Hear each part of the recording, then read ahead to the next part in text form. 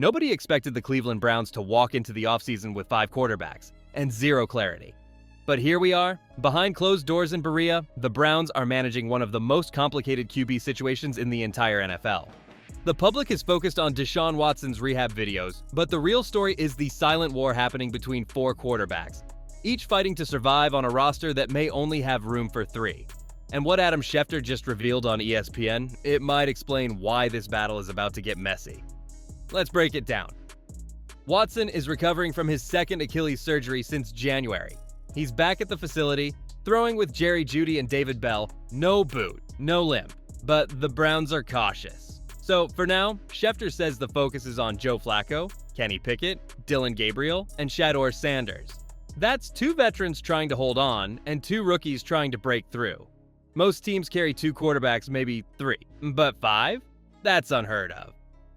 Schefter says it bluntly, one of these guys isn't making it. The Browns are staring at a cutthroat decision, and it's coming fast. But here's where it gets tricky. Cutting the wrong veteran could backfire. Cutting the wrong rookie could spark outrage.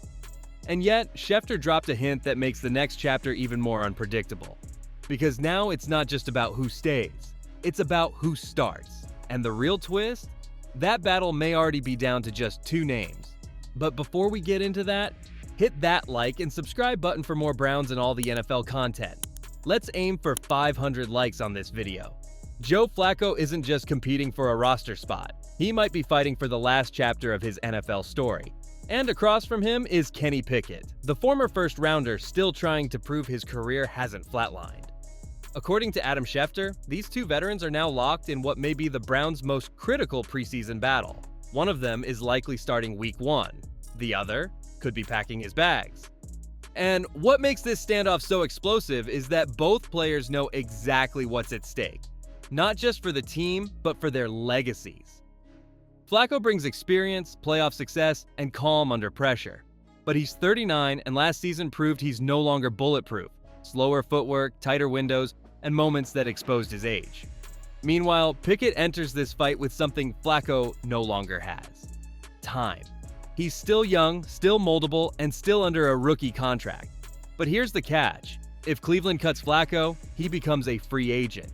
If they cut Pickett, he hits waivers where any team can scoop him up. That difference alone makes this decision a financial and strategic gamble.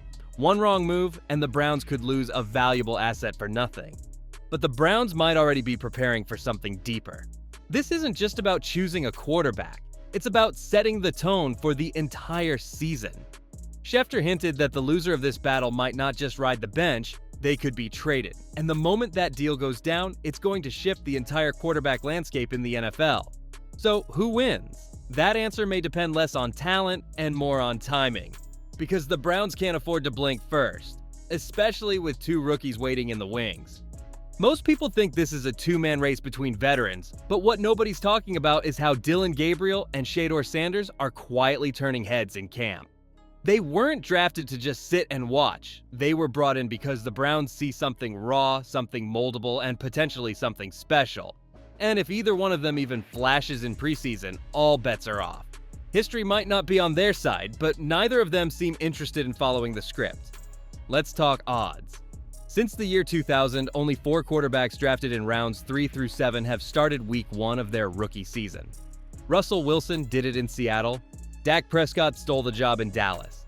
Then came Kyle Orton and Chris Weinke under unusual circumstances. It almost never happens. But when it does, it flips an entire franchise overnight. That's the kind of pressure Gabriel and Sanders are now stepping into. And the truth is, this isn't just about beating Flacco or Pickett. It's about doing something that history says is nearly impossible. But here's the wild part. The competition they're facing, it's not untouchable.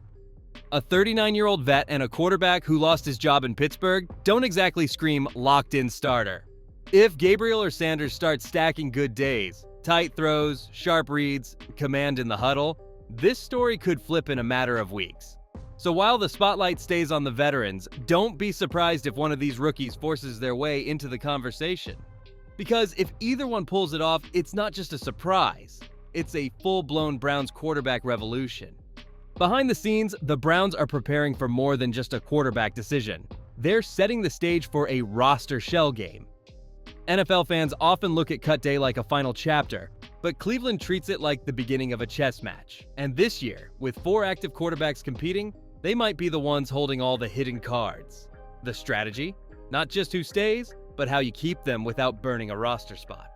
Here's how it works. Last season, the Browns pulled it off with Joe Flacco. He didn't immediately make the 53-man roster. Instead, they used a clever loophole. Release him, stash him on the practice squad, and elevate him for games without giving up a full-time slot. It was legal, efficient, and incredibly effective. Now imagine doing that again, this time with even more moving pieces. Adam Schefter hinted that one of the veterans, possibly Flacco, could be part of this exact trick again. Not because he's not valuable, but because his contract status gives Cleveland flexibility that Pickett doesn't offer. But here's what makes it dangerous. One slip and they could lose a quarterback they actually want to keep. Practice squad rules only protect you so much. Teams can still poach players, especially quarterbacks with experience or upside. So now the Browns are walking a tightrope, trying to manage risk, keep control, and outsmart the waiver wire, all while making sure their Week 1 starter is in the building and fully locked in.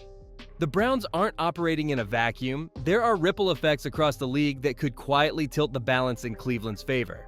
Take the Cincinnati Bengals, for example. They just managed to pay both Jamar Chase and T. Higgins, but now they're in a standoff with first-round pick Shamar Stewart.